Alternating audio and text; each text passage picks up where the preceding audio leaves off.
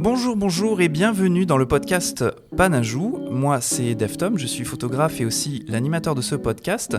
Et la maison Panajou c'est la plus ancienne boutique photo de France à Bordeaux et c'est aussi aujourd'hui une boutique en ligne pour acheter du matériel photo et vidéo. Et justement, après tous ces épisodes que l'on a fait sur la photographie, aujourd'hui j'ai le plaisir d'accueillir une réalisatrice entre autres qui s'appelle Aurélie Morrison-Gonin. Bonjour Aurélie. Bonjour. Comment vas-tu ? Mais très bien, je suis ravie d'être ici à Bordeaux. Oui, tu ne viens pas d'ici, tu es venu à Bordeaux pour présenter des ateliers. Exactement, autour de la vidéo avec le Z9. Oui. Et voilà, je suis arrivée pour la journée et ravie de venir ici dans l'Ouest. Moi j'habite à Chamonix, donc de l'autre côté. Oui. Mais... On appelle ça la petite Californie, pareil chez nous à Bordeaux. Enfin, c'est plutôt le Pays Basque pour être exact. Aurélie, donc comme je disais, tu fais beaucoup de choses en réalité. C'est difficile de te catégoriser sur un seul métier, mais réalisatrice, productrice, journaliste, fondatrice aussi de Alpine Media's House et ambassadrice Nikon Europe depuis 1 an, c'est ça ? Oui, c'est ça. Est-ce que j'ai oublié des choses importantes ? Non, en fait, la vidéo, et puis j'ai envie de dire l'image en général, c'est un métier dans lequel on peut être soit ultra spécialisé à faire vraiment une tâche et j'ai envie de dire la faire à la perfection, mais on a aussi la possibilité de faire plusieurs choses qui, pour moi, sont complémentaires en fait autour de l'image. Et c'est pour ça que à chaque fois qu'on me propose de tenter une nouvelle expérience, je suis ravie de me lancer et d'essayer parce que je trouve toujours ça hyper stimulant. Et je trouve que chacun des métiers apporte à l'autre. C'est-à-dire que quand on fait de la prise de vue, en fait, on se rend compte on crée vraiment son image. Au montage, si on n'a pas fait de prise de vue, en fait, on ne se rend pas forcément compte pour l'un et l'autre de ce dont on a besoin, de ce qui est faisable ou pas. Donc déjà, ces deux-là, je pense que c'est très bien d'essayer les deux. La réalisation, c'est vraiment raconter son histoire. Et c'est bien d'être passé aussi par les étapes de la prise de vue et du montage pour vraiment comprendre comment ça fonctionne, comment mettre des plans les uns à la suite des autres pour créer son histoire, comment gérer les gens qui vont être dedans. Donc toutes ces choses-là, puis là je parle de la réalisation de vidéos montées, mais quand on réalise du live, en fait c'est comme si on faisait du montage en temps réel. Donc c'est encore la même logique. Et puis le journalisme, en fait j'y suis arrivée par la presse spécialisée dans la vidéo pro, par les magazines MediaQuest, Movie, Sonovision. Donc ça reste centré sur la vidéo. Quand je fais de la formation, parce que je suis formatrice certifiée Adobe et Apple, quand je fais de la formation... Je l'ai oublié ça. ça reste toujours centré sur la vidéo. Et le fait de faire de la formation, moi, ça me permet déjà de rencontrer des gens qui ont d'autres problématiques et du coup de réfléchir à d'autres méthodes de travail. Et puis aussi de réfléchir à comment on fait les choses et de mettre ça à plat. Et je trouve qu'on progresse en fait... par chacune de ces diverses expériences qu'on fait. En l'occurrence, quand tu fais la formation, en plus, tu es obligé de te mettre à jour régulièrement sur le matériel, sur les connaissances en software, etc. Donc, en fait, c'est un perpétuel apprentissage d'être formateur. Exactement, on est obligé de se former soi-même. Et puis, on ne forme pas qu'un outil. C'est aussi un peu un métier, des méthodes. Et puis, réfléchir aux évolutions, parce que ce n'est pas du tout quelque chose de figé et ça évolue continuellement. Et du coup, c'est toujours intéressant. Et puis, j'ai toujours aimé l'image fixe. Ce n'était pas forcément mon métier de base, mais j'en fais de plus en plus. Et je suis ravie parce que c'est aussi un moyen de communiquer qui me plaît beaucoup. Mais justement, on va parler un petit peu plus tard de la différence entre la vidéo et la photo. Je pense qu'il y a des points qui sont vraiment intéressants. Mais on va commencer par le début. Quel est ton parcours et comment tu as commencé à faire de la photo, j'imagine, avant la vidéo ou... Oui, alors j'ai démarré par la photo. En fait, j'avais des parents qui venaient pas du milieu de l'audiovisuel, mais j'avais un papa passionné j'ai toujours un papa, heureusement, passionné de photos et qui m'a mis très tôt dans les mains son boîtier. Donc, c'était un Nikon FM2 en m'apprenant à faire les réglages, à cadrer, à composer mon image. Et puis, il a vu que ça me plaisait. Du coup, après, il m'a acheté mon premier boîtier. Et puis, en grandissant, à l'adolescence, j'hésitais pas mal entre image fixe et image animée parce que les deux me plaisaient. Et puis, il y avait un petit caméscope à la maison. Puis, j'essayais de filmer mes copains et ça me plaisait bien. Mais c'était rudimentaire à l'époque. C'était l'époque des cassettes et de la pellicule, des choses qui ont disparu depuis. Et du coup, je me suis dit que j'allais faire des études dans l'audiovisuel. Donc j'ai fait 5 années d'études en me spécialisant en prise de vue, mais en faisant mes stages en montage. Comme ça me permettait d'avoir la double qualification.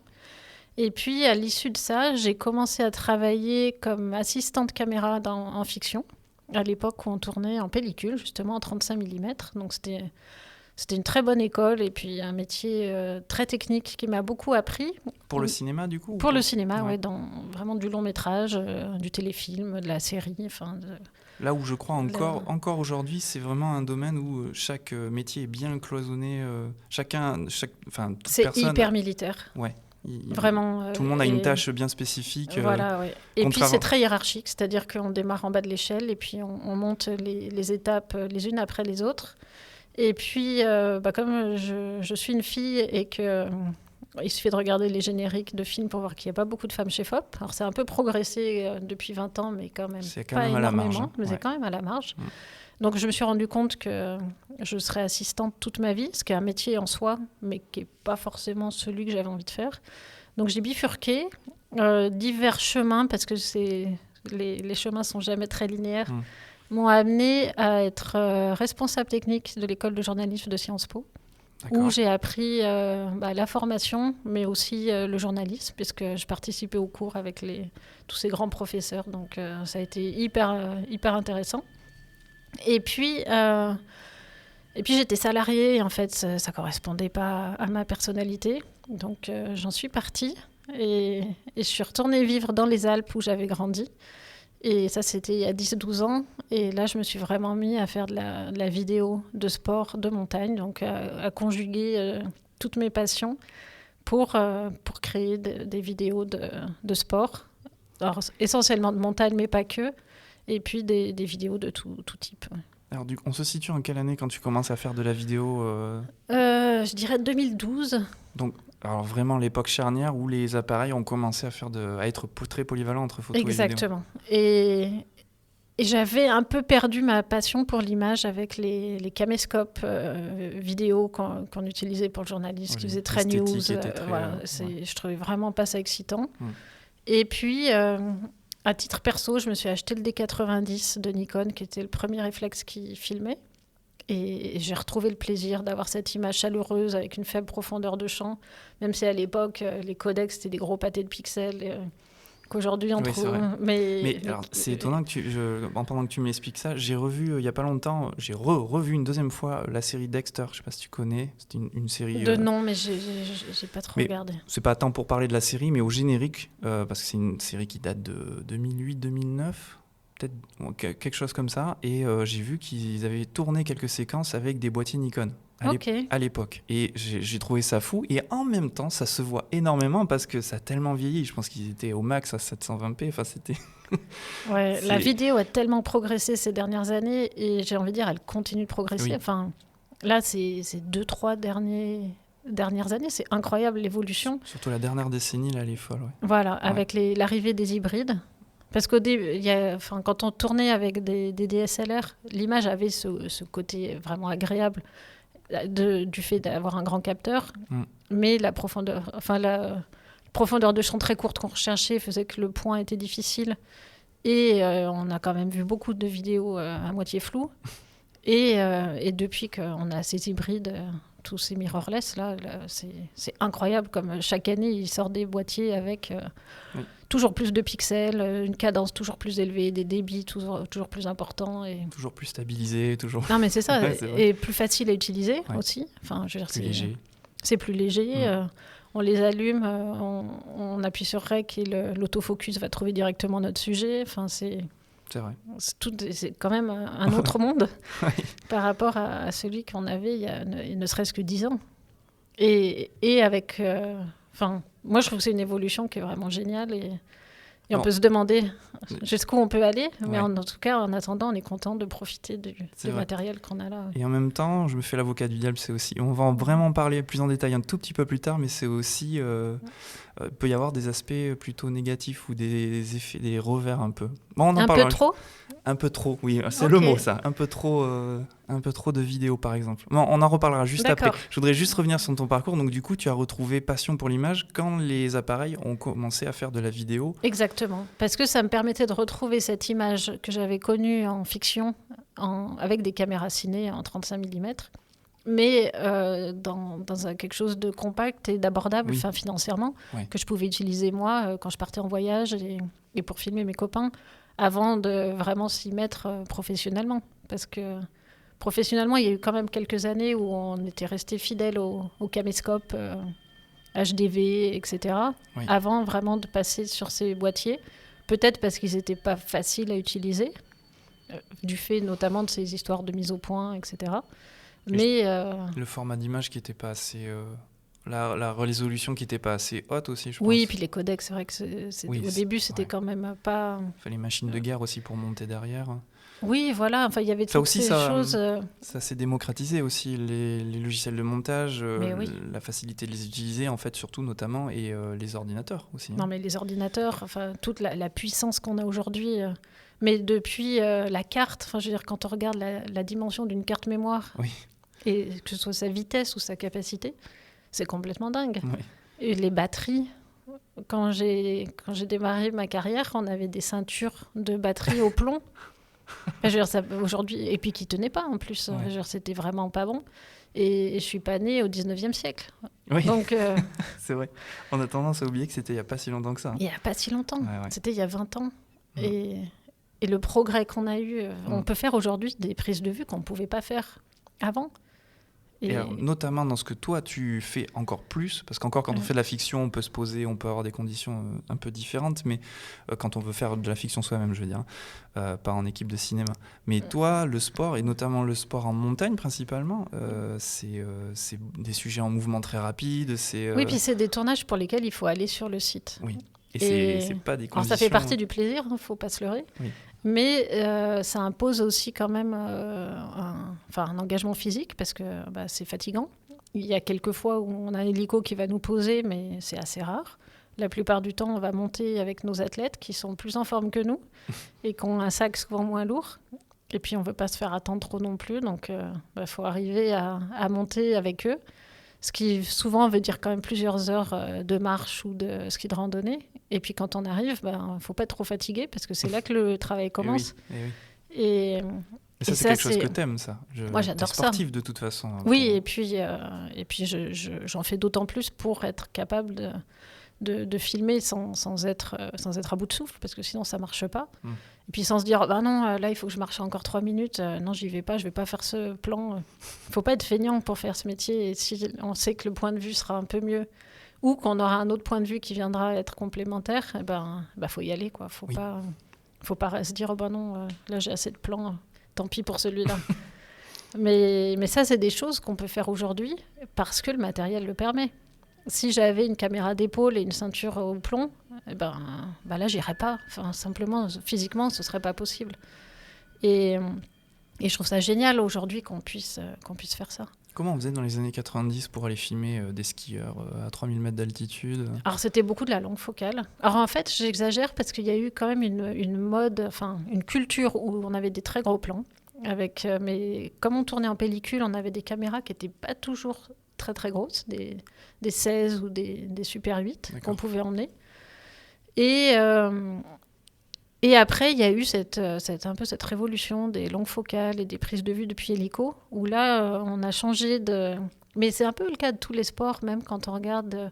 C'est aussi parce que nos télévisions ont grandi. D'accord. Des matchs de foot filmés dans les années 70, c'était beaucoup de gros plans. Et puis quand les télés sont devenues grandes et que notre regard pouvait se déplacer dans l'image, les cadres sont devenus plus larges. Ah oui, c'est intéressant, j'avais pas vu ça. J'avais pas remarqué. En fait, ce que d'un côté, moi, je trouve moins intéressant, parce que je trouve plus excitant un beau gros plan avec l'athlète qui passe à côté de la caméra. Mais c'est quelque chose qui est revenu, justement, pas mal avec les caméras plus compactes et plus légères qui permettent à des gens d'aller à côté des athlètes parce que on voit mieux l'action et puis on voit mieux aussi leurs émotions. Oui. Parce que c'est pas des pantins qui vont faire des backflips, c'est des humains qui sont engagés dans leur pratique et qui ressentent des émotions très fortes quand ils les vivent.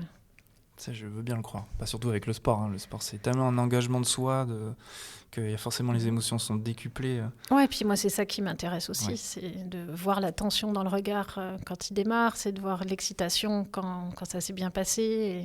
Et je crois que c'est pour ça que les gens aiment regarder du sport, c'est que c'est des émotions hyper exacerbées pour quelque chose de positif. Genre, c'est pas des drames comme on peut en voir toute la journée dans les news. Genre là, il y a des larmes, mais des fois, c'est de la déception parce que ça s'est pas passé comme on voulait. Mais Mais il y a un beau message derrière. Ouais. il y a un beau message, ouais. Ouais. Tu sais, quel sport tu couvres, toi, aujourd'hui, maintenant ? Alors, moi, traditionnellement, je viens quand même pas mal du ski et du snowboard, surtout dans ce qu'on appelle le freeride, donc sur des pentes vierges.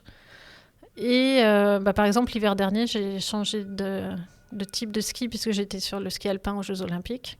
Et ce qui m'a beaucoup plu parce que c'est pareil, c'est un sport d'engagement, de vitesse, c'est hyper impressionnant. Même s'il n'y a pas le côté milieu naturel, puisqu'il n'y a pas de risque d'avalanche, etc. Je veux dire, la neige est entièrement maîtrisée. Mais ça m'a beaucoup plu aussi. Et puis, je fais de plus en plus d'alpinisme et d'escalade. Là, je rentre d'un tournage escalade et parapente dans le Wadi Rum en Jordanie, qui était un vrai challenge pour moi parce que c'est un sport qu'on peut filmer depuis le bas avec un téléobjectif, mais qui rend nettement mieux quand on le filme depuis le haut. Et du coup, ça veut dire qu'il a fallu que je monte moi aussi avec ma caméra, avec l'aide bien sûr des grimpeurs que je filmais qui m'ont aidé à faire les ascensions aussi. C'est la première fois que tu faisais de l'escalade ? Non, je faisais de l'escalade, mais en filmant, j'en avais fait un tout petit peu. Mais par exemple, j'ai travaillé même sur des Coupes du Monde d'escalade, mais où là, c'est des murs artificiels, donc ils ne sont pas très hauts. Donc on peut monter sur des structures pour faire des images, et puis on place des caméras aussi robotisées sur les voies. Mais là, vraiment, aller sur des grandes voies dans un pays à l'étranger, faire un film, c'était la première fois. Et je suis contente que les athlètes m'aient proposé, m'aient fait confiance pour le faire. Et puis, je suis vraiment novice pour tout ce qui est sport aérien, pour le coup. Et quand il a fallu décoller en parapente, moi, j'étais en tandem avec l'un d'eux, qui est très expérimenté, donc j'avais vraiment confiance en lui. Mais malgré tout, ça fout la trouille quand on est à 1 mètre du bord et qu'il faut se jeter dedans il faut y aller. Et qu'on n'a pas l'expérience de faire ça. Ouais. Mais après, on est content. Enfin, c'est des sensations qui sont extraordinaires. Donc, c'est chouette de vivre ça aussi avec eux. C'est quoi ton sport préféré du coup Moi, ce serait vraiment le ski freeride. C'est vraiment le sport que je pratique le plus. Donc, on monte en ski de randonnée et puis on descend dans des pentes aussi vierges que possible. Ouais. Et puis, soit sur des pentes de neige, soit des fois ça peut être sur du glacier. Donc ça là, dépend c'est ce qu'on appelle du hors-piste. Ouais, voilà, on peut appeler ça du hors-piste, ouais, okay. Exactement. Donc le risque d'avalanche, oui, j'avais même pas calculé, mais il y a un risque d'avalanche du coup. Oui, c'est ça. En fait, c'est un milieu dans lequel il y a des risques réels, que ce soit des avalanches, des chutes dans des crevasses, des chutes de sérac, de pierres. Enfin, la liste est longue, malheureusement. Oui. Mais donc c'est pour ça qu'il faut quand même connaître ce milieu. Et puis, alors on ne va pas neutraliser les risques, malheureusement, on n'est pas plus fort que la montagne, mais essayer quand même de les réduire au maximum. Donc on a un équipement de sécurité. Et puis, encore une fois, on apprend par la culture où il vaut mieux ne pas se mettre et où c'est un peu plus sûr de se placer. Et puis, ce qui est un peu dangereux quand on est en tournage, c'est qu'on pense à son tournage. En gros, on pense à ses images. Continuellement, on se dit, est-ce que j'ai mes images ? Est-ce qu'il me manque un plan ? Est-ce que j'ai ma séquence d'intro, etc. Et on est beaucoup moins focalisé sur la sécurité. Donc, quand c'est le cas, moi, j'aime bien avoir un guide en plus qui est là pour ça, qui va me dire, OK, mets-toi là on traverse, là, on ne peut pas traverser, là, il vaut mieux pas. D'accord. Et puis, quand il y a des manipulations de cordes, qui me fasse les manipulations. Parce que ne faut pas mettre un mousqueton à l'envers, sinon on peut se retrouver beaucoup de mètres plus bas et c'est vraiment ce qu'on veut éviter au maximum. Ouais. D'accord. Ça crée conditions quand même. Oui, mais après c'est... Enfin, je veux dire, c'est ça qui fait partie aussi de l'excitation. Et puis c'est une relation de confiance avec les athlètes. C'est-à-dire que ils me font confiance pour les représenter au mieux. Et puis, moi, je leur fais confiance aussi pour... c'est vraiment une collaboration. On décide ensemble où on se place, ce qu'ils vont faire.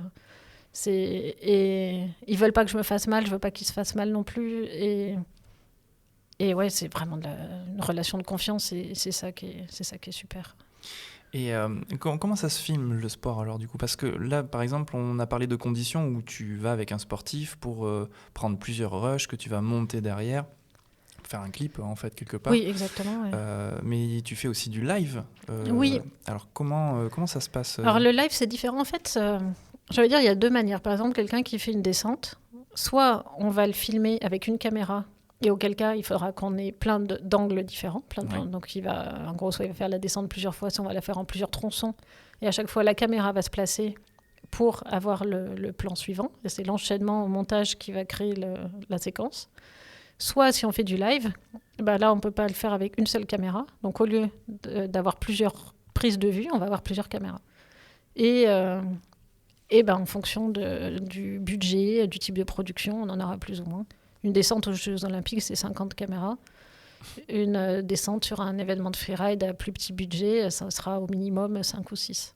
Ce qui est déjà pas mal. Mais alors, ce qui est déjà pas mal, oui. 50 caméras, tu me disais, pour les Jeux Olympiques, c'est ça? Oui, après, toutes ne sont pas utilisées dans chaque descente. Mais du coup, donc ça veut dire qu'il y a une régie qui monte en direct oui, les exactement. images. En fait, c'est comme si on faisait du montage en direct. C'est-à-dire que quand on réalise un live, on a sur un écran la vision de toutes les caméras. Alors quand il y en a... Moi, j'ai jamais réalisé un live avec 50 caméras. J'en ai fait à 15. Et en fait, il y a en gros comme un ordre chronologique des caméras du plus haut au plus bas. Donc ça paraît... On n'est pas obligé de regarder les 15 en même temps. Oui, d'accord. Et parce qu'on peut... Enfin, vraiment, le cerveau a ses limites aussi. Même si c'est très, très gourmand en énergie de cerveau, j'ai envie de dire. Parce que c'est très fatigant. C'est une énorme concentration de faire le live. Parce qu'on ne peut pas se tromper. Enfin, en tout cas, si on le fait, il y a beaucoup de gens qui vont s'en rendre compte. Oui. Donc, on essaye de ne pas le faire. Et puis, après un live, c'est pas de l'impro non plus. Enfin, je veux dire, tout est écrit. On sait ce qu'on doit faire. On sait dans quel ordre on doit passer les caméras.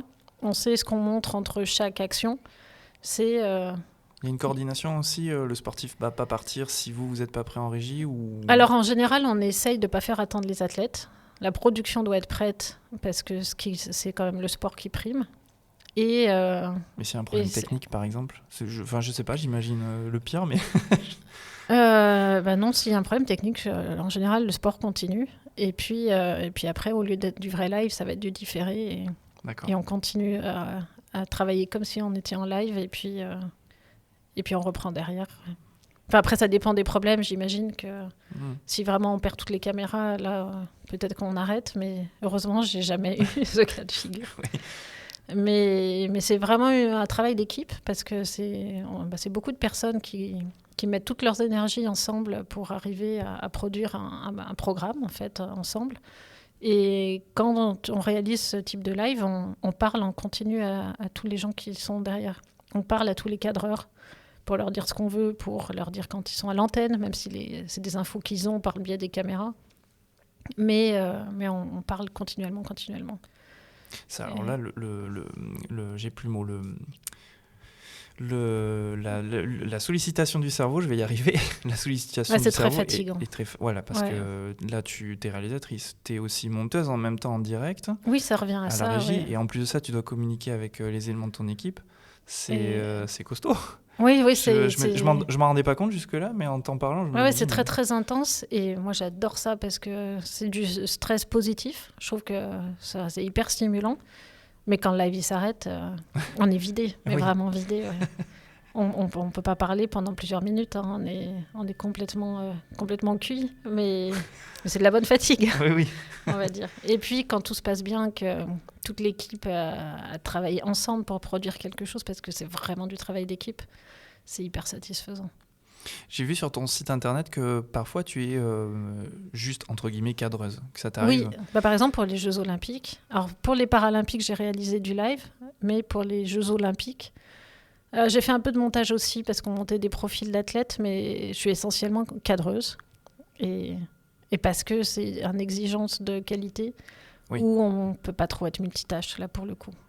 On nous demande de... Comme au cinéma, finalement, là. Oui, c'est comme au cinéma. C'est un peu la même logique. Voilà, exactement. On peut être polyvalent quand le degré de qualité est un petit peu moins élevé, Mais quand on doit être irréprochable, c'est là où on ne peut pas trop multiplier les tâches. Et quand on t'embauche pour être cadreuse, est-ce que c'est pas frustrant parce que toi, tu as déjà eu le rôle de la réalisatrice, par exemple? Oui, mais là, je travaille avec Par exemple, à Tokyo, j'étais avec les grands réalisateurs de la NBA parce que j'étais sur le basket. Oui, c'est vrai, j'ai vu ça aussi sur ton site. J'ai pas du tout cette expérience pour mener des équipes. Et pour moi, c'est hyper intéressant de même voir comment ces gens travaillent, de participer à des productions aussi énormes. Et non, du coup, j'ai pas de frustration parce que le plaisir est ailleurs. D'accord. Et puis, j'adore ce que je fais. Sur les JO, je fais des portraits d'athlètes. Et ça, c'est hyper... encore une fois, c'est des personnalités, c'est des gens qui se donnent à fond dans ce qu'ils font. Et j'adore faire ça. Sur les JO et les Paralympiques. Et le NBA, t'as fait...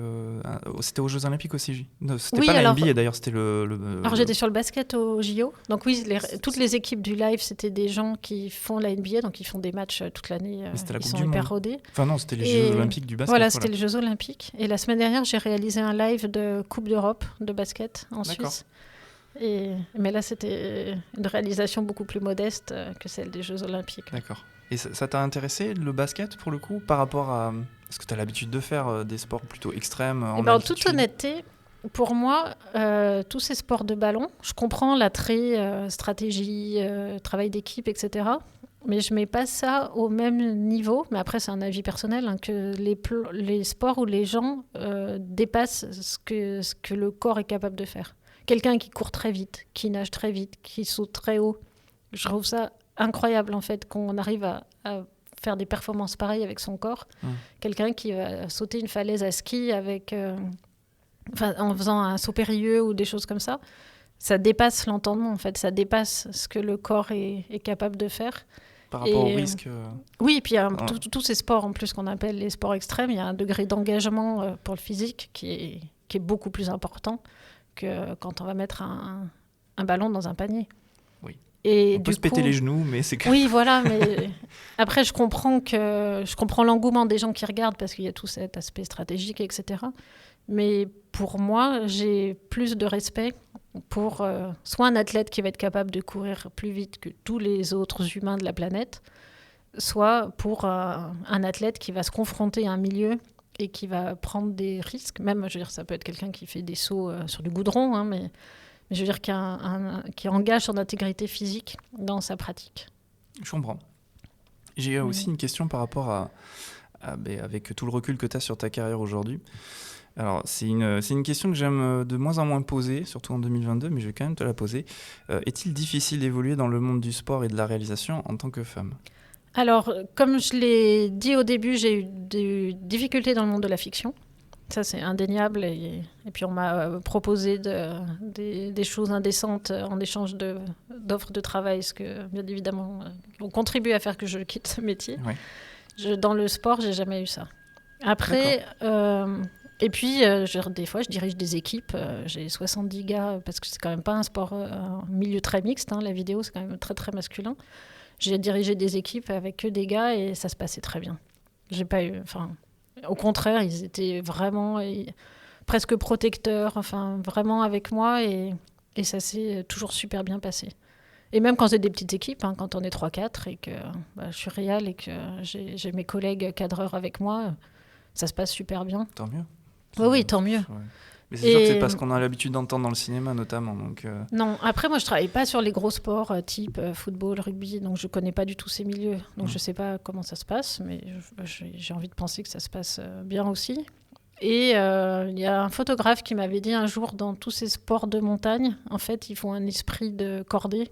Il faut qu'on s'entraide, il faut qu'on prenne soin les uns des autres parce que potentiellement ça peut être dangereux, que des fois on est fatigué, que c'est difficile pour le corps. Et que dans ce cas-là, on est un peu plus protecteurs les uns des autres et on est des individus. Pareil, voilà, ouais. D'accord. Et puis, ça fait quand même 20 ans que je bosse et je pense qu'on m'embauche pour qui je suis en tant qu'individu et pas parce que je suis un homme ou une femme. J'espère, mais aujourd'hui, on essaie de promouvoir les femmes. J'espère qu'on ne m'embauche pas juste parce que j'en suis une. J'espère que non.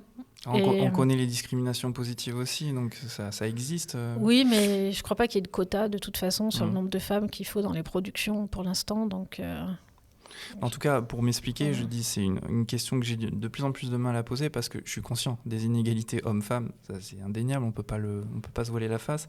Mais poser cette question, c'est toujours te ramener à ta condition de femme. Oui, mais au lieu de là, je t'interview par rapport à ton parcours, ton métier, et voilà, la question elle arrive parce que tu es une femme. C'est pour ça que je disais ça en introduction. Oui, parce que la question arrive souvent, mais et par rapport à ce côté-là, je sais qu'il y a des athlètes qui veulent faire des films avec que des femmes. Donc, ce qui est difficile parce que des femmes cadreuses, il n'y en a quand même pas des masses. Et moi, j'ai refusé d'y participer parce que, justement, ça fait 20 ans que je me bats pour être un technicien, enfin, un individu qui fait de la vidéo. Ouais, je comprends. Et non pas un homme ou une femme. Donc, j'ai pas envie d'entrer dans cet effet inverse, de se dire c'est un sexe contre l'autre, alors que la mixité, ça marche très bien. Je suis d'accord. La mixité, et on a tous à y gagner. Oui. Et en même temps, je comprends ce type de dispositif parce que c'est toujours aller chercher certains extrêmes pour rétablir l'ordre des choses. Et voilà, c'est pas le but à terme, c'est cette mixité, c'est sûr. Exactement, plutôt que d'être chacun dans sa case, autant travailler ensemble et puis ça peut se faire très bien. Et puis, il ne faut pas se leurrer. Je veux dire, des fois, moi, mon sac me paraîtra plus lourd que celui de mon collègue qui fait 2 fois mon poids et peut-être qu'il m'aidera un peu plus. Et puis d'autres fois, ce sera l'inverse. Oui, mais ça dépend parce que regarde, moi, je suis plus grand que toi, je fais 1m96. Je crois que je suis incapable de faire le quart de ce que tu fais. Donc, mais tu fais beaucoup d'autres choses et on sera complémentaires. Peut-être bien, mais là tu évoquais la forme physique, le côté physique. Et je pense que c'est pas tant lié que ça au genre, je pense pas. Peut-être, ouais. Je pense pas. Non, puis tu vois, par exemple, quand c'est une femme qui m'assure en montagne, qui est guide, je me dis pas que je suis moins bien assurée qu'avec un homme. Hein. Enfin, je veux dire, oui, là, c'est pas que la force physique. Il y a le mental aussi. Il y a plein de choses qui rentrent en jeu. Ouais, et puis la technique, voilà. le fait le professionnalisme aussi. Enfin, pour un guide comme pour un cadreur. Ouais. Tout à fait. Du coup, pas de projet pour toi de revenir à la fiction ? Pas du tout, non. J'ai vraiment aucune envie de retourner à la fiction. Rien à voir avec ce qu'on a évoqué juste avant, c'est juste que ça te parle plus... Non, ouais, en fait, je me fais beaucoup plus plaisir, je pense, dans ce que je fais aujourd'hui que quand j'étais en fiction. J'aime beaucoup être dehors, j'aime beaucoup varier les choses. Et non, j'ai pas spécial. Mais je suis contente d'avoir essayé et d'avoir découvert ce qu'était ce monde qui, sinon, me ferait peut-être rêver, hein, comme ça fait rêver beaucoup de cadreurs.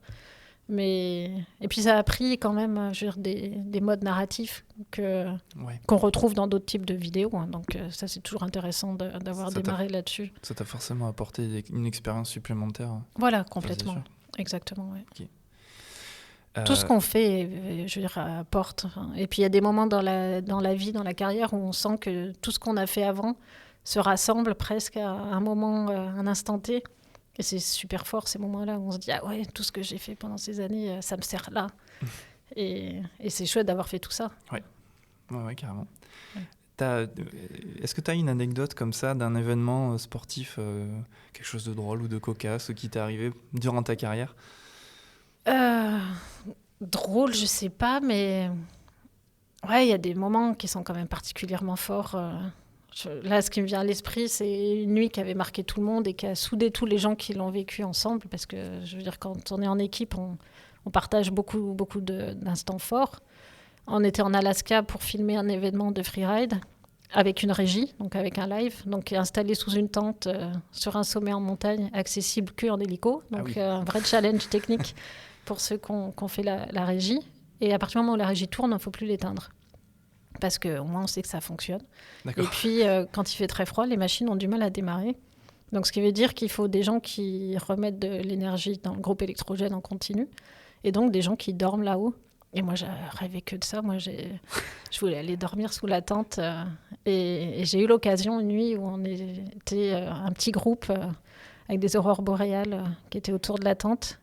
Et c'était tellement magique. J'avoue que j'ai très peu dormi. Hein. J'ai fait des timelapses et des photos toute la nuit. Mais c'était magnifique. C'est pas quelque chose qu'on voit tous les jours. Hein. Exactement. Et je suis consciente de la chance d'avoir un métier qui me permette de vivre des expériences comme celle-là. Donc c'était pas très drôle, mais c'était fantastique. Voilà.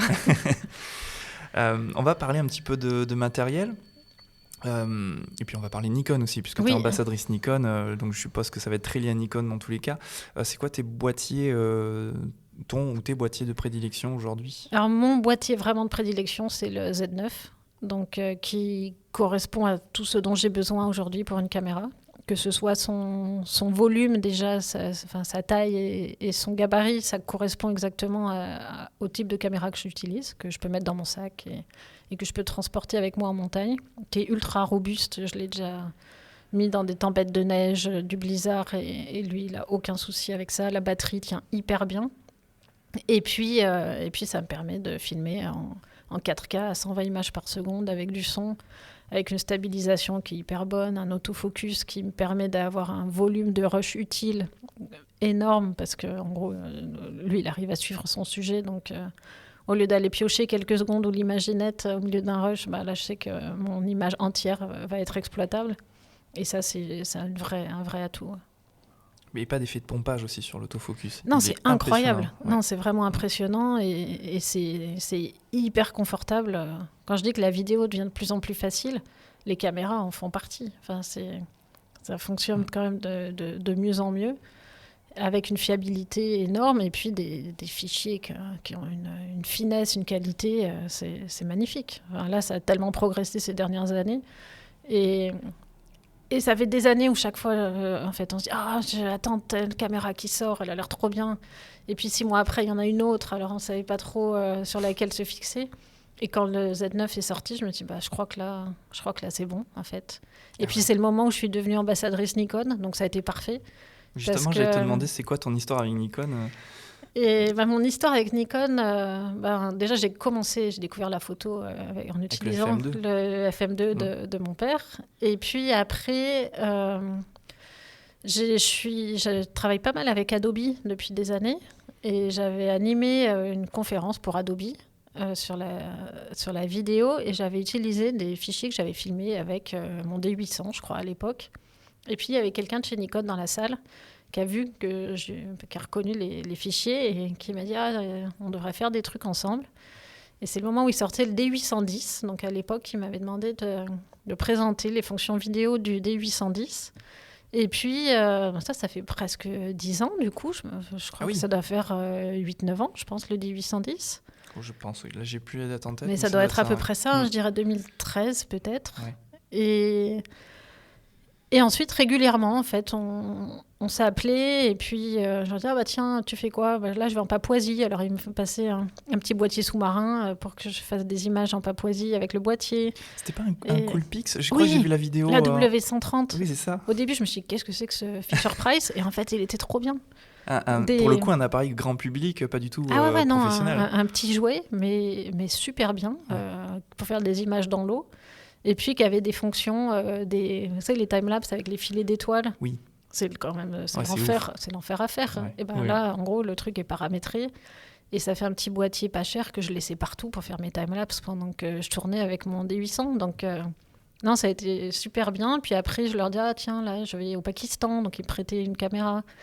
Donc, c'était des relations comme ça.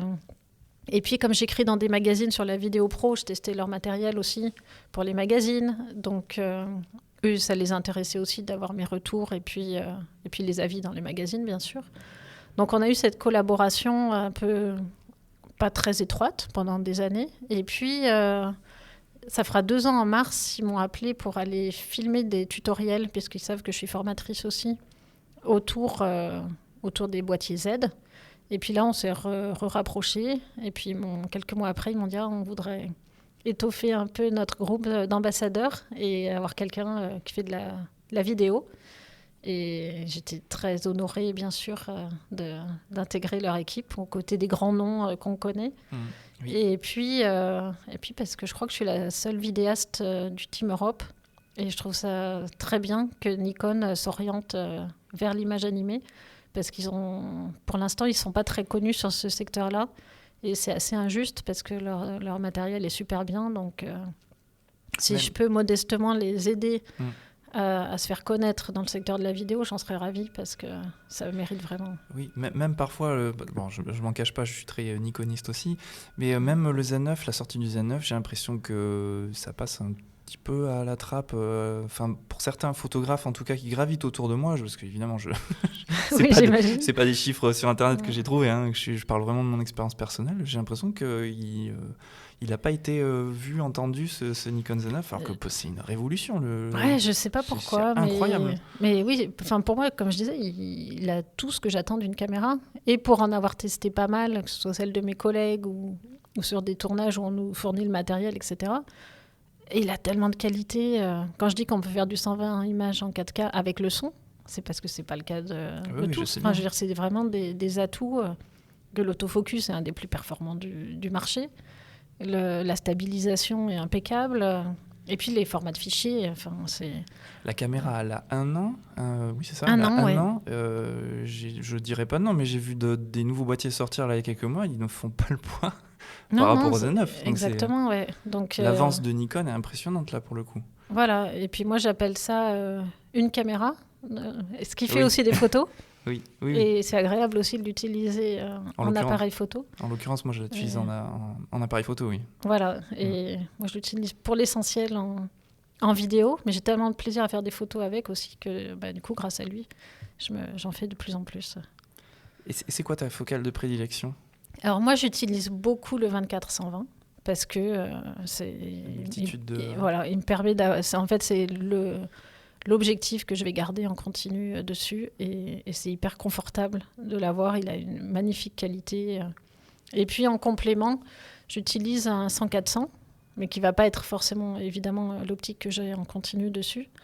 Et puis un grand angle aussi, un 14-30 pour les fois où le 24 est déjà un petit peu long. D'accord. Et tu en parlais tout à l'heure dans ton workshop, grâce avec le Z9 notamment, tu pouvais passer du format DX. Oui, le boîtier est personnalisable et du coup je me suis affecté un bouton pour passer facilement du capteur FX à DX, ce qui applique un coefficient 1,5 à la focale. Donc ça me permet, depuis mon 120, d'avoir l'équivalent d'un 180. Donc en gros, ça me fait un 24-180 directement et de super qualité. Donc, juste d'un coup de doigt. Ouais, exactement. Donc c'est hyper pratique et ça fait des fichiers moins lourds que de tourner en 8K, parce que l'appareil permet aussi de tourner en 8K jusqu'à 60 images par seconde. Donc ce dont je me sers pour les interviews, parce que ça me permet ensuite, à partir d'une image très grande, de cropper pour avoir 2 valeurs de plan. Donc c'est comme si j'avais 2 caméras en une. Mais c'est quand même des fichiers qui restent assez lourds à gérer en post-prod. Oui. Donc le reste, je fais tout en 4K. D'accord. À 60 ou 120 images par seconde. Comme ça, après, si je veux les ralentir, j'ai toutes les images qui ont été enregistrées à la prise de vue. Parfait. Et justement, quand tu filmes du sport, alors notamment en live, là, je pense, t'es équipé de Nikon ou c'est des équipements différents ? Alors, ça dépend de tous des types de live, mais il y a des formats de caméra qui sont imposés par des régies pour être contrôlés à distance, notamment pour tout ce qui est exposition, couleur, etc. Et ça, c'est pas permis par les hybrides, quels qu'ils soient. Je veux dire, quelles que soient les marques. Par contre, on peut utiliser des hybrides qu'on va caler. En fait, on va faire ces réglages indépendamment. Et ça, on s'en sert mais plus, j'ai envie de dire, pour du studio que pour du sport en extérieur. D'accord, donc c'est un équipement vraiment spécifique. Quand tu fais du live, mais après, quand je fais du live, c'est pas moi qui installe la technique, parce que c'est vraiment des métiers ultra pointus. Et en général, il y a ce qu'on appelle un car régie qui vient avec son flux de caméras qui sont associés au mélangeur, au contrôle image, etc. Et ça, c'est des métiers spécifiques, vraiment, de gérer tout ça. Moi, je presse les boutons qui sont déjà tout programmés. Et tu réfléchis. J'essaye de réfléchir pas trop doucement. Alors, il y a autre chose aussi qui est dans notre corde à ton arc, c'est formatrice Adobe. Oui. Donc forcément, ça sous-entend Premiere Pro, en l'occurrence pour toi. Exactement, oui. C'est quoi ton histoire avec Adobe, du coup ? Alors, mon histoire avec Adobe, c'est que j'ai travaillé à Sciences Po, à l'école de journalisme, où j'étais responsable technique. Et puis, à l'époque, j'avais créé un partenariat avec Avid, puis avec Apple, donc à l'époque de Final Cut Pro. Et puis, il y a Fred Roland qui s'occupait de la vidéo chez Apple, qui est parti chez Adobe, et qui m'a un peu embarquée avec lui. D'accord. Et qui a voulu que je devienne formatrice pour Adobe. Ce qui a été le cas. Donc, j'ai la certification expert, donc une certification de monteur, et la certification instructeur, comme quoi je suis apte à enseigner sur Adobe. Et du coup, ça, c'était il y a une dizaine d'années. Et depuis, j'ai fait plein de choses avec eux. J'ai écrit les livres en français pour Erol. J'ai fait des tutoriels pour tuto.com, des webinars pour Adobe. Là, récemment, j'ai traduit un manuel qu'ils ont écrit pour assurer la traduction de l'anglais au français, parce que le vocabulaire n'est pas toujours celui qu'on utiliserait en traduction mot à mot. Oui. J'avais même traduit une partie du logiciel, donc j'ai la fierté d'avoir mon nom au générique, alors que personne ne lit jamais les crédits des logiciels. Mais bref, oui, c'est une histoire qui dure depuis pas mal d'années. Puis ils m'ont envoyé dans des chaînes de télé, des choses comme ça, pour présenter le logiciel. Et j'ai eu plaisir à faire ça parce que je trouvais hyper dynamique cette marque. Et au moment où ils se sont vraiment relancés dans la vidéo, alors qu'ils étaient plus connus pour leurs autres logiciels type Photoshop, par exemple. Donc ça a été hyper intéressant d'être là à ce moment-là avec eux. D'accord. Alors moi, pour rien te cacher, parce que je fais aussi la vidéo, d'ailleurs je fais la vidéo depuis plus longtemps que la photo, ça fait 4 ans, je crois, maintenant, bien que je suis passé à DaVinci Resolve. Oui, c'est le cas de beaucoup de gens. Parce que, en vrai, pas tant parce que Premiere me plaisait plus, mais parce qu'en fait, j'ai juste essayé un jour DaVinci et waouh, le différentiel est très choquant. C'est-à-dire que vraiment, on passe sur un logiciel qui est beaucoup plus amical, qui prend beaucoup plus par la main pour découvrir le logiciel. Déjà, ça, c'est le premier point. Et ensuite, il fait tout beaucoup plus simplement à l'intérieur du même logiciel. Oui, parce que c'est pas un logiciel qui a des décennies d'histoire. Et des fois, c'est plus facile de repartir d'une page blanche en regardant tout ce qui a été fait autour, qui est très bien. Et c'est un peu ce qu'a fait Adobe avec Rush, qui est une version, moi j'appelle ça Fisher-Price, mais pour moi, c'est pas péjoratif, c'est une version simplifiée de Premiere Pro avec la puissance des moteurs de Premiere, mais dans une version beaucoup plus simplifiée, et hyper intuitive et qui, pour beaucoup de productions, peut suffire. Après, la puissance d'un Premiere Pro, c'est quand même tout l'écosystème Adobe avec les autres logiciels qui vont autour. Et puis, par exemple, quand on travaille en équipe pour la partie travail collaboratif, etc., ça marche super bien. Autour de moi, en fait, je vois que la plupart des gens sont sur Premiere. Donc, pour l'instant, je n'ai pas eu de raison de changer. Mais c'est vrai que dans l'écosystème professionnel, c'est encore Premiere Pro qui est bien utilisé. Oui, alors qu'il y a 10 ans, c'était Final Cut. Oui. Mais les choses évoluent, les outils évoluent. Et puis, puis après, j'ai envie de dire, ce qui compte, c'est quand même l'histoire qu'on raconte. Oui, c'est plus vrai. que son outil. Mais évidemment, quand on fait de la vidéo, l'outil qu'on utilise influe sur le rendu final. Il y a des choses, par contre, par exemple, qui étaient très, très embêtants à faire avec Premiere. Peut-être que c'est d'ailleurs parce que ça fait 4 ans du coup que je suis plus sur Premiere, donc j'ai pas du tout conscience des évolutions qu'il y a eu. Mais par exemple, ça, je pense que ça va te choquer ce que je vais dire, mais je faisais beaucoup de ralentis avec After Effects. J'ai tiré mes ralentis en fait pour recréer les pixels. C'est parce que tu n'avais pas encore de Z9 qui filme à 120 images par seconde. Effectivement, à l'époque, non. Mais DaVinci, lui, il le fait. En fait, il a son propre After Effects inclus dans le logiciel, donc on passe pas. Il n'y a pas un pont entre plusieurs logiciels. Tout est dans le même logiciel. Moi, j'avoue que je fais tout dans Premiere aussi. Mais les ralentis comme ça extrêmes où il fallait recréer des images, tu pouvais pas le faire dans Premiere, je sais pas. T'as plusieurs niveaux de rendu pour les ralentis. Oui. Mais encore une fois, ça fait maintenant, j'utilise le ralenti de mon Z9 et c'est vrai que quand tu ralentis à 25%, donc ralenti 4 fois, c'est rare qu'on aille au-delà au final. Effectivement. J'avais utilisé des fois des fantômes qui font des super ralentis, mais c'est presque trop. Là, ça devient de la photo qui bouge un petit peu, en quelque sorte. Ouais. Et c'est difficile à mettre au milieu d'un montage. Même si, techniquement, c'est magnifique, mais finalement, c'est pas si facile que ça à exploiter. Le problème, souvent, je me suis retrouvé devant ce problème où j'ai pas réfléchi les ralentis à la prise de vue. parce que j'étais en improvisation à ce moment-là. Et mince, je me retrouve en post-production, la vidéo elle est à 25 images par seconde et il faut faire un ralenti extrême. Où maintenant l'intérêt, c'est que pourquoi ne pas filmer à haute cadence, puisque les caméras le permettent et qu'on enregistre le son avec. Donc c'est vrai que maintenant, moi je filme, à part les interviews, parce que là pour le coup, j'ai aucun intérêt à les ralentir, mais le reste, je filme tout à haute cadence. Ça prend un peu plus de place sur les cartes, mais ça, c'est pas très grave. Effectivement. On va continuer à parler de vidéo. Est-ce que tu passes beaucoup de temps au montage dans ton travail ? Oui, je passe beaucoup de temps. Il faut pas se leurrer, le montage, c'est quand même chronophage. Après, au fur et à mesure, on apprend des techniques et des méthodes qui permettent d'aller plus vite, bien sûr. Et puis, il faut aller plus vite aussi, parce que le temps où on montait un highlight 2 jours après un événement est résolu. Les gens ne peuvent plus attendre ce temps. À partir du moment où l'événement a eu lieu, les gens veulent voir les vidéos.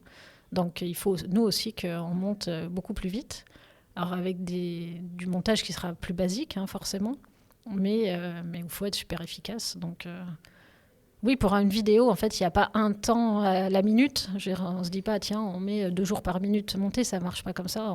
Ça dépend de la production la base, en fait. Voilà, ça dépend vraiment du sujet et puis du degré d'excellence qu'on veut atteindre. On peut passer des semaines sur une vidéo très courte et comme on peut passer 2 heures à la faire parce qu'il faut qu'on la sorte tout de suite.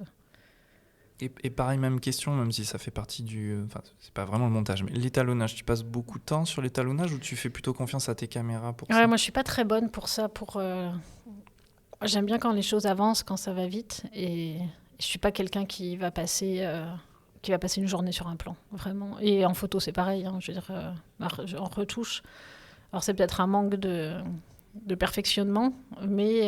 Non, pas forcément. Je le vois pas comme ça, mais tu peux être convaincu du rendu de l'appareil Oui, mais en fait, je fait. cale mon appareil. Déjà, je sais comment le régler au moment de la prise de vue pour avoir l'image déjà la plus proche de celle que je veux au final, que je tourne en log ou pas. Ça, c'est pas la question. Et ensuite, je vais étalonner grossièrement les plans les uns avec les autres. Et puis, me rajouter un calque pour avoir une lutte qui améliore, mais je ne suis pas quelqu'un de très on ne peut pas être très parfait ou excellent en tout. Non, mais encore une fois... moi, sur les finitions, ce n'est pas là où je suis la meilleure. Et encore une fois, c'est des métiers. Les métiers de l'image, c'est devenu multicasquette. Exactement, parce qu'on peut être simplement étalonneur. Oui. Mais dans le cinéma, c'est encore le cas d'ailleurs. Exactement, et puis même dans du docu de qualité. Ouais. Mais c'est des gens qui sont dans des pièces sans fenêtre avec des murs gris. Et je n'échangerais pas ma vie contre la leur, j'avoue. C'est vrai que c'est spécial quand même. C'est spécial, ouais. Quand on fait que ça. Mais un étalonneur qui travaille bien, c'est magnifique. Vraiment, quand on voit les images avant-après, c'est fantastique. Mais... Parfois, je dis j'étalonne mes vidéos, mais en fait, je gratte la surface de ce qui est possible par un étalonneur professionnel qui ne fait que ça. Exactement. C'est la colorimétrie. Il y a des gens qui font de la magie. Ouais. Oui, complètement. J'en suis où, moi ? On va parler encore de vidéos, mais d'un point de vue différent. Je rebondis en fait par rapport à l'atelier le workshop que tu as animé juste avant l'enregistrement du podcast. Alors, les auditeurs n'ont pas eu l'atelier juste avant, mais à un moment donné, tu parlais de vidéos et justement de production de vidéos et de la démocratisation de la vidéo. Oui. Et tu avais un message plutôt positif sur la démocratisation de la vidéo. Oui, c'est un sujet que je trouve, qui me tient à cœur parce que je trouve que c'est quelque chose d'hyper positif et qu'on peut oublier en fait. Moi, quand j'étais adolescente, j'avais la chance qu'il y ait un caméscope à la maison, mais c'était pas toutes les familles qui avaient un caméscope. Et puis on pouvait pas les monter. C'était hyper compliqué. Et puis, je prenais mon argent de poche pour m'acheter une cassette de temps en temps, mais c'était cher. Quand je faisais de la photo, je réfléchissais avant de déclencher parce que la pellicule, c'était un budget pour moi. Ça coûte toujours cher, remarque. Ça coûte toujours cher. mais ce qui est devenu beaucoup plus abordable, c'est qu'aujourd'hui, quelqu'un a une société de production dans sa poche avec un téléphone. Oui. Et ça, c'est fantastique. Un téléphone, aujourd'hui, fait des images meilleures que ce qu'on voyait à la télé il y a 20 ans. Alors ça, c'est vraiment le truc minimum, mais je dirais même une GoPro, ça coûte rien. Et des caméras qui font une meilleure image, ça reste très abordable.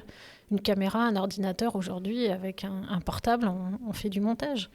Et ça, c'est une évolution que je trouve géniale parce que c'est plus réservé à une élite qui a accès à ce matériel ou qui fait des sacrifices pour avoir accès à ce matériel. Parce que mes parents n'étaient pas très riches, mais ils avaient choisi de faire cet investissement. Mais aujourd'hui, en gros, tout le monde peut créer ses vidéos. Et je ne trouve pas forcément très intéressant ce qu'il y a sur les réseaux sociaux, mais malgré tout, le fait que les ados passent leur temps libre à créer du contenu, je trouve ça génial. Plutôt que d'être avachis devant la télé, autant... alors peut-être que ce qu'ils vont créer, c'est pas toujours hyper créatif parce qu'ils vont reproduire ce qu'ils ont déjà vu, mais n'empêche qu'ils s'approprient les codes et avec leurs outils à disposition qui sont maintenant accessibles à tout le monde, eh ben, ils créent des vidéos et c'est génial. Et c'est eux qui vont inventer les codes narratifs de demain. C'est hyper positif comme message, mais j'apprécie beaucoup. Je suis un tout petit peu plus mitigé, moi, parce que mais tu l'évoques de manière positive. Moi, je l'évoque de manière plus négative, c'est-à-dire, du coup, il y a énormément de contenu. Et d'une manière générale, je trouve qu'on ne parle pas que de la vidéo. D'ailleurs, on peut aussi parler de la photo, d'une manière très générale. Et la musique aussi, c'est pareil, puisque c'est très démocratisé, la musique. Oui. Et on a une surconsommation de contenu. Et d'ailleurs, on utilise le mot contenu. Ça, c'est terrible. Je trouve que c'est un mot terrible. Non, et puis après, pour relativiser ce que je viens de dire, quelque chose que je trouve un peu triste, c'est que pour la photo, on fait des efforts encore. Je veux dire, les photos sont léchées, elles sont bien retraitées, elles sont belles. Par contre, le même photographe qui a tout ce talent pour créer son image fixe, il va prendre son smartphone et puis il va faire un pauvre plan séquence et il va poster ça comme story de son making-of. Et je vois pas pourquoi la vidéo serait médiocre quand la photo serait léchée, alors que la personne a les outils, elle a les codes, elle a la technique pour créer quelque chose de beau aussi en vidéo. Et c'est vrai que même s'il y a ce côté, tout le monde peut créer et ça c'est génial, il y a aussi ce côté, ce qu'on regarde, c'est quand même pour la plupart pas très intéressant. Et puis ce qui est difficile du coup dans cette multitude de contenus, pour reprendre le mot qu'on dit tous aujourd'hui, c'est que du coup il faut accrocher les gens. Le temps d'attention est extrêmement Le temps d'attention ténu. est extrêmement ténu. Et alors déjà, si les gens regardent la vidéo en entier, quand elle fait 40 secondes, on aura de la chance. Mais déjà, si on arrive à capter l'attention avec la première image, parce qu'en général, c'est là que ça s'arrête. Ça ne va pas au-delà de la première image. Mais tu vois, c'est là ce que tu évoquais avec le fait qu'un photographe qui a du talent va faire une vidéo toute pétée et puis tout d'un coup ça va exploser en story ou ça va exploser le compteur de vues, peu importe où on est. En fait, c'est là où je trouve ça terrible, c'est que c'est pas lié à l'esthétique ni au fond, c'est juste lié à quelque chose qui va attirer la curiosité en fait humaine. Moi, je me demande même si l'esthétique est pas en train d'être tirée vers le bas. Même des campagnes publicitaires dans le print des grandes marques, ils font une esthétique qui est vraiment comme si on avait fait une photo avec un téléphone. Parce que c'est un côté plus vrai. Il y a des shooting modes qui se font à l'iPhone parce que le client demande de l'iPhone. Ouais, parce que ça fait plus influenceur peut-être que grande agence de pub qui crée de l'image. Mais bon, après, c'est des choses qui évoluent et on peut pas lutter contre. Non, bien sûr, mais c'est pour ça que je comprends ton message et je le partage, parce que c'est vrai que sur le papier, démocratiser quelque chose, c'est donner l'accès à tout le monde de pouvoir s'exprimer. Donc ça, sur le papier, vraiment, je suis vraiment très d'accord. Et c'est peut-être mon côté un peu sarcastique, je sais pas, mais je vois les côtés néfastes et ce que ça peut aussi influencer à l'échelle sociale, en fait. Pas juste après, le métier. Au Satis, au Salon de la vidéo, j'ai animé une conférence sur justement... c'est cette création de contenu sur Internet. Et une de mes intervenantes qui disait quelque chose que je trouvais hyper intéressant. Elle disait, il y a toute une catégorie, des catégories de population pour lesquelles la télévision n'a jamais parlé. Oui. Par exemple, tous les jeunes des banlieues, la télé, elle ne s'est jamais adressée à eux. Mais ils ne les ont jamais représentés en même temps. Non, mais du coup, aujourd'hui, ces gens ont la capacité de créer leurs propres médias. Et de communiquer à une audience qui les comprend et qui a les mêmes codes. Et ça, c'est assez génial parce qu'on sort un peu de ce côté, la télé qui s'adresse...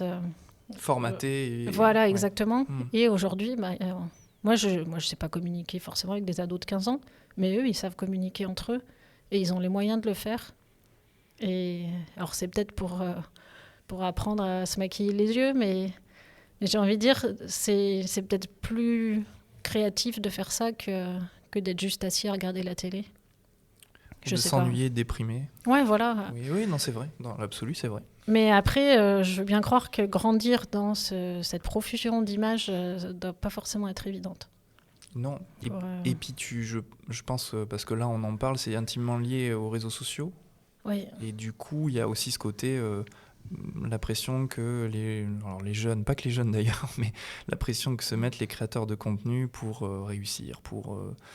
Tu vois, il n'y a pas forcément... Oui, puis il y a le problème économique aussi quand même qu'il ne faut pas nier, parce que certes, ça coûte moins cher de créer de la vidéo, mais ce n'est pas pour autant qu'il faut brader son savoir, ses connaissances.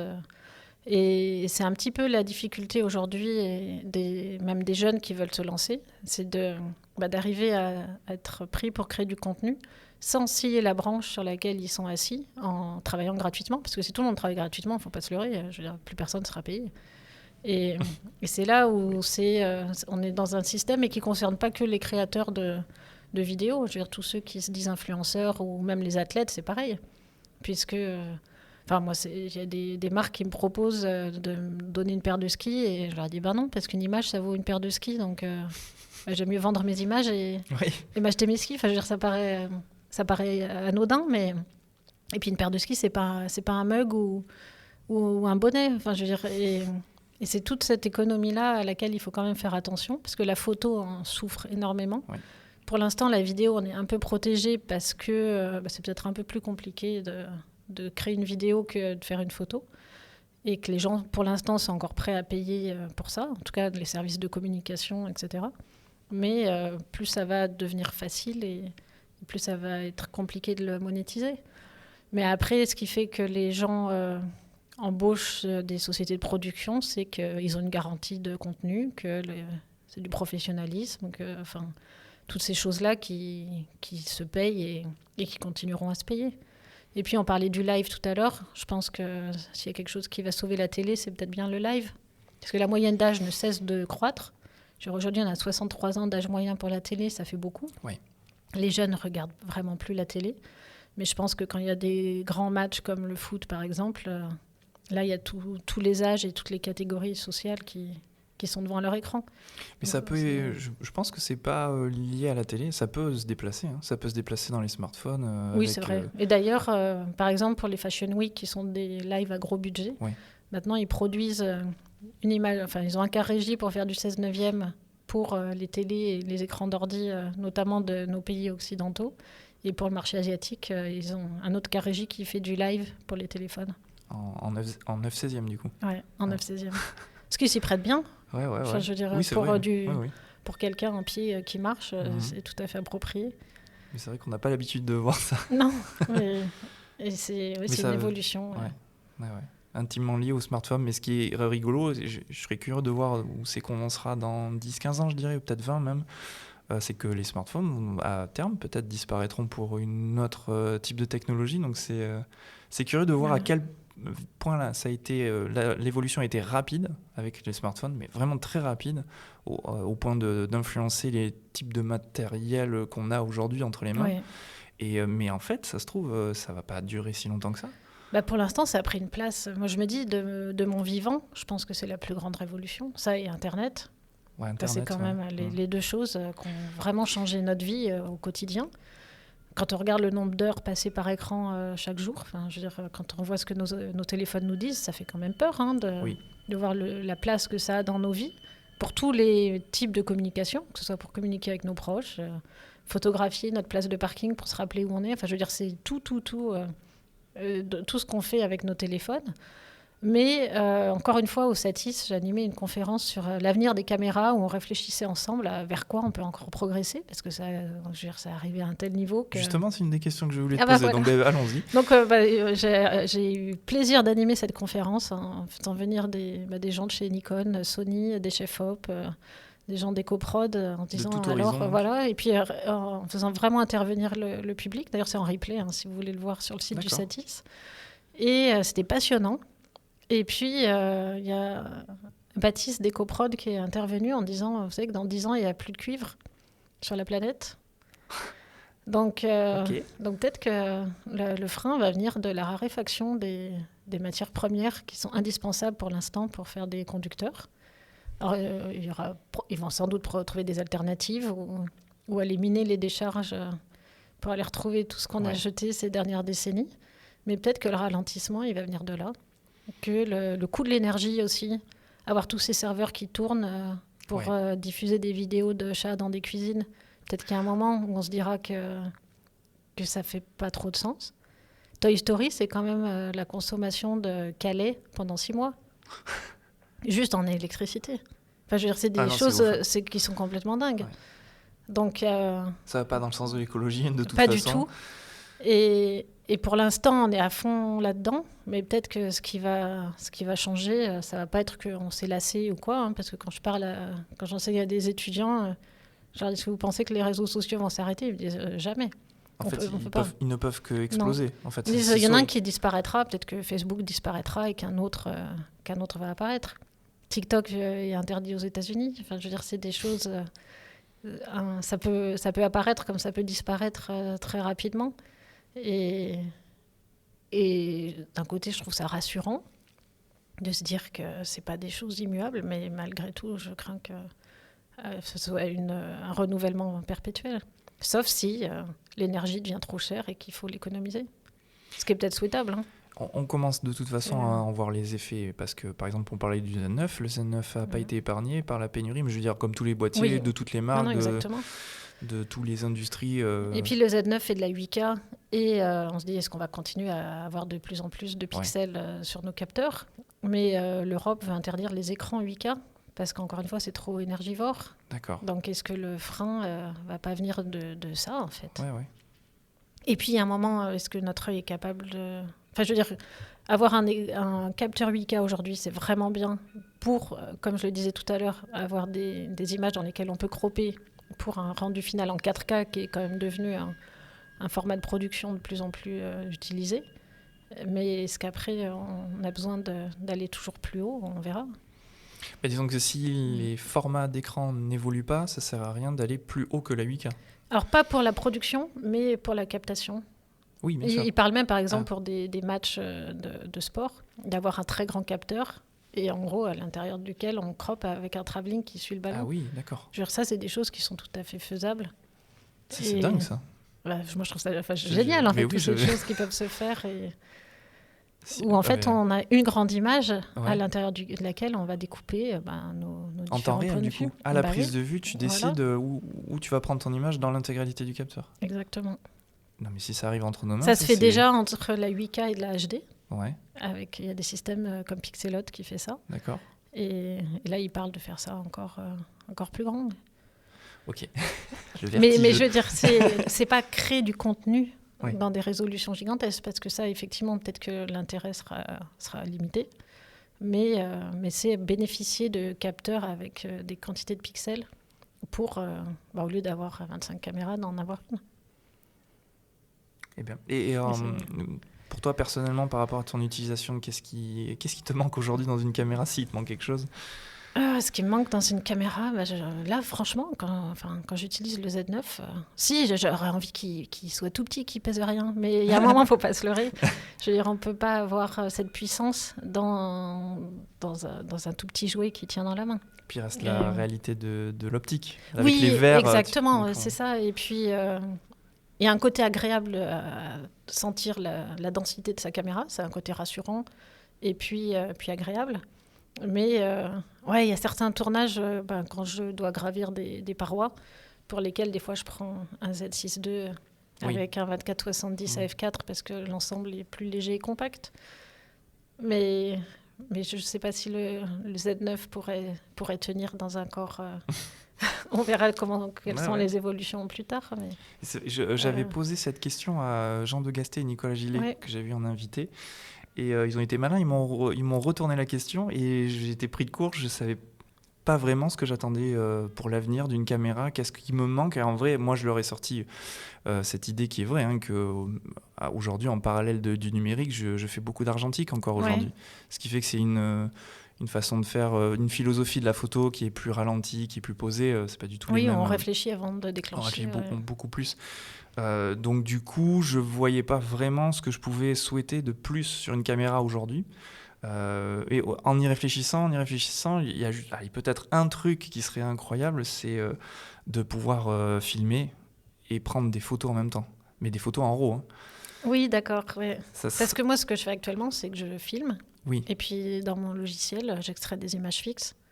Oui. Et comme mon image, elle fait en gros 4000 par 2000, ça suffit amplement pour la plupart des utilisations.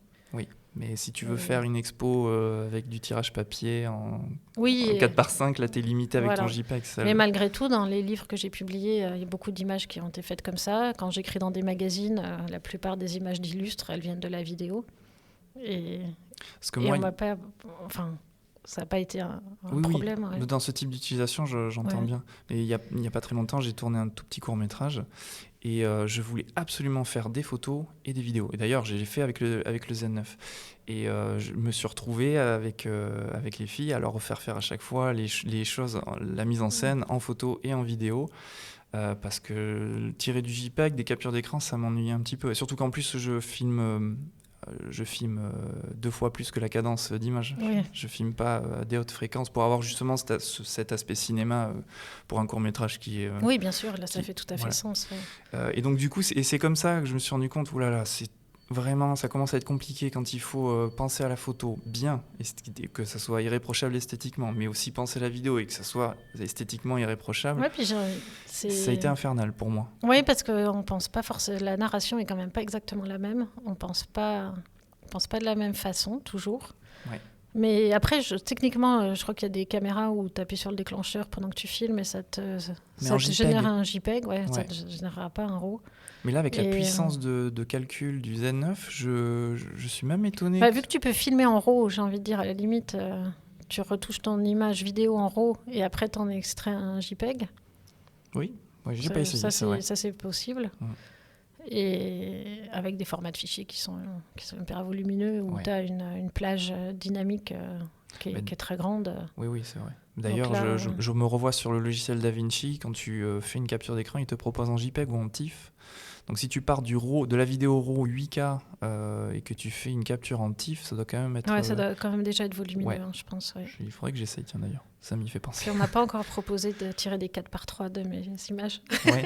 T'as jamais fait d'exposition d'ailleurs ? Non, parce que je suis réalisatrice, beaucoup plus que photographe. Et du coup, en vidéo, non. Mais ça aurait pu quand même. Mais... En vidéo, on est un technicien. Oui. On n'a pas le même statut aux yeux du monde que les photographes. Enfin, je veux dire, tu te considères pas toi-même comme une artiste pour le coup ? Pas forcément. J'ai l'impression d'être un technicien qui applique des méthodes. Et puis même, c'est comme ça que... quand on regarde la différence entre image fixe et image animée, qui personnellement m'énerve de plus en plus parce que je trouve qu'elle est de moins en moins justifiée. Enfin, je veux dire, je prends mon boîtier, je filme et j'extrais une image fixe du plan. On peut dire que c'est le même appareil, c'est la même démarche, c'est la même personne qui fait l'image et on va dire que c'est la même image, en gros, puisque si je fais de l'image fixe, si je fais de la photo, je suis considérée comme un artiste, même fiscalement, et je serai créditée. L'image m'appartient. Ouais. Si je fais de la vidéo, l'image appartient à la prod qui a payé le tournage. On n'est jamais crédité et on est considéré comme un technicien. Je veux dire, même fiscalement.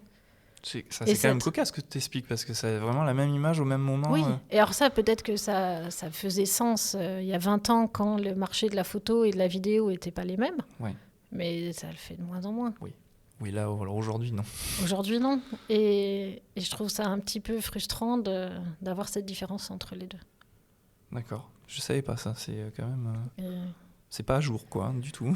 Non, je cite souvent un exemple. Je faisais une vidéo sur l'histoire du ski freeride, pour laquelle j'avais envie d'avoir... J'ai un copain qui rentrait de tournage en Mongolie, qui avait filmé des chasseurs de rennes, qui avaient fabriqué des skis en bois. Je me disais, c'est super, j'aimerais bien avoir cette image pour dire que le ski a été inventé il y a longtemps, qu'il est utilisé partout dans le monde. Donc j'appelle ce copain, il me dit pas de souci, par contre il faut qu'on appelle le réal. Donc j'en appelle le réal qui me dit ouais, ok, mais par contre l'image elle ne m'appartient pas à moi, elle appartient à la prod. Et on appelle la prod qui m'a fait un devis à 8 000 € pour 2 secondes d'image. Parce qu'eux ils ont additionné en gros l'équivalent des droits télé de toute la planète puisque c'était pour Internet. D'accord. Et c'était pas du tout adapté.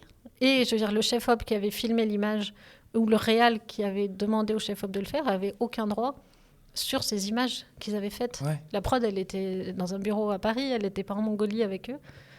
Et en fait, c'est ça la réalité des images vidéo, c'est que C'est elles incroyablement nous appartiennent frustrant. pas. Ah, mais là... Sauf si vraiment on a signé des contrats spécifiques, mais c'est Oui. extrêmement rare. De manière générale, nos images ne nous appartiennent pas. Donc je Et- leur avais dit, à ce prix-là, j'aime mieux aller en Mongolie. Hein. J'ai peut-être pas Oui. le talent de mon copain. Non, mais par contre, tu vois, je trouve ça fou et ça me fait penser au cinéma, encore une fois, où on entend parfois, c'est assez obscur en réalité, on a du mal à avoir les informations, mais parfois le réalisateur n'est pas propriétaire de son film. Non, bien sûr. Bon, sauf les grands réalisateurs.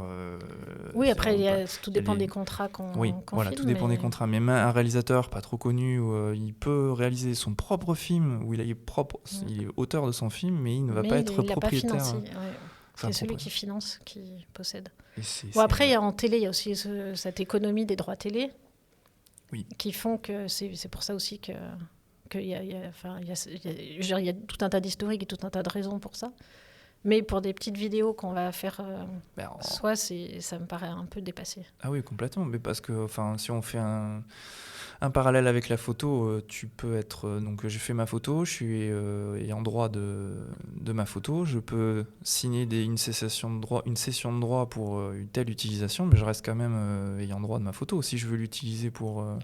Oui, après, même en vidéo, on peut toucher des droits d'auteur si on est réalisateur. Il y a des systèmes comme ça. Mais je veux dire, si tu travailles pour une société qui t'embauche pour...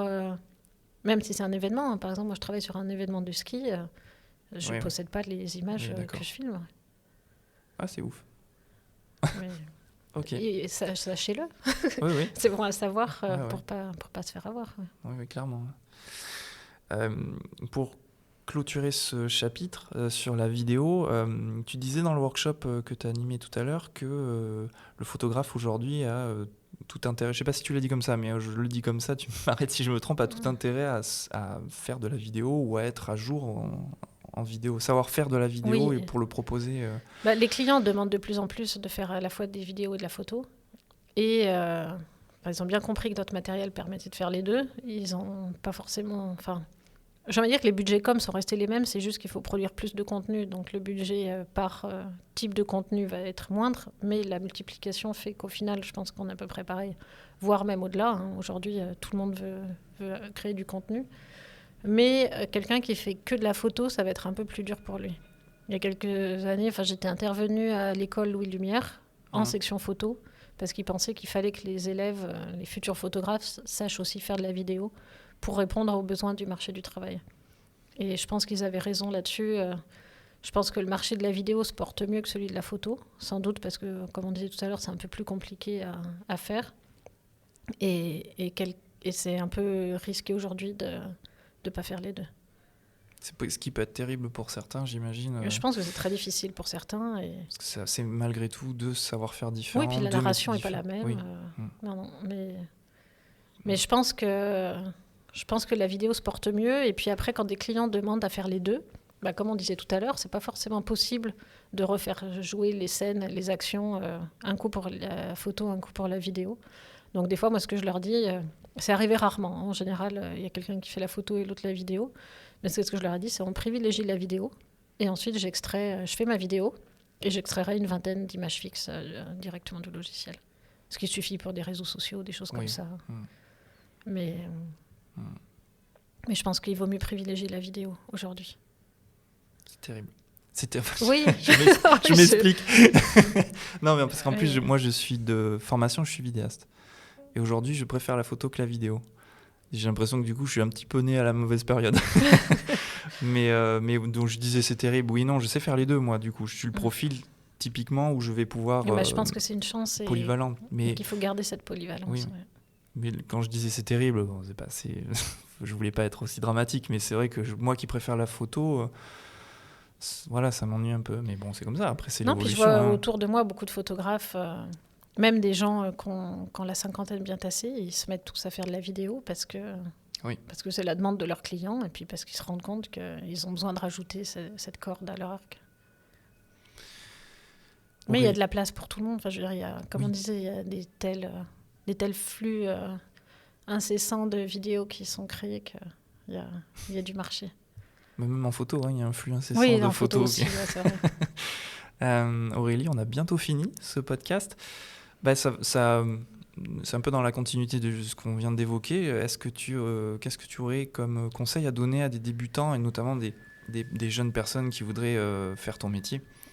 Eh ben, je leur conseillerais de le faire déjà parce que c'est un métier fantastique et hyper enrichissant. On rencontre plein de gens passionnés, passionnants et puis chaque jour est nouveau et c'est fantastique en fait d'avoir ces opportunités. Et moi, j'ai envie de dire de faire, même regarder des films et refaites-les. Comme ça apprend la narration, de se dire comment cette scène a été filmée. D'essayer vraiment de comprendre comment fonctionne la narration, ce qui fait que ça marche ou que ça ne marche pas. Et puis après, selon le monde dans lequel on veut travailler, si on veut travailler avec des sportifs, aller rencontrer des jeunes athlètes et puis s'entraider parce qu'ils ont besoin de contenu et nous, on a besoin de sujets. Donc, on est tous gagnants-gagnants à travailler main dans la main. Que ce soit des sportifs, des musiciens, des acteurs, des gens dans la mode, n'importe quoi. Et essayer comme ça de trouver des collaborations qui ne soient pas de l'exploitation. Il faut quand même veiller à garder conscience de la valeur de ce qu'on crée et à pas le brader, mais à essayer comme ça de se placer dans le monde qui nous fait envie. Puis après, c'est le hasard des rencontres, c'est les hasards de la vie et souvent, c'est des bons hasards. Clairement. Tu te vois faire de la vidéo dans 15, 20 ans ? Ou est-ce que tu te vois autre part ? Parce que j'ai l'impression que tu as quand même Enfin, tu te laisses porter par la ville et les opportunités. Pour l'instant, je ne me suis pas lassée et je n'ai pas encore fait le projet dont je sois fière. Donc, je ne vais pas m'arrêter tant que je ne l'ai pas fait. C'est quoi ce projet ? Non, je sais pas. Ah d'accord, ok. Je pensais qu'il y en avait un, il y avait un plan. Non, mais en fait, ça fait des années que je raconte les histoires des autres et j'ai beaucoup de plaisir à faire ça et je me régale toujours. Mais là, j'ai envie vraiment de me mettre à raconter mes propres histoires et je pense que c'est plus dans cette voie-là que je vais m'orienter. Et en continuant à faire de l'image fixe et animée parce que j'adore ça. Ça se voit. ça se voit. Et pour finir, c'est quoi tes prochains... alors là, à court terme, du coup, tes prochains projets, événements qu'est-ce qui va se passer là dans pas longtemps ? Là, c'est la saison du ski qui démarre, donc je vais filmer du freeride. D'accord. Et puis, dans les Alpes ? Dans les Alpes, j'espère dans le Colorado aussi, on va voir.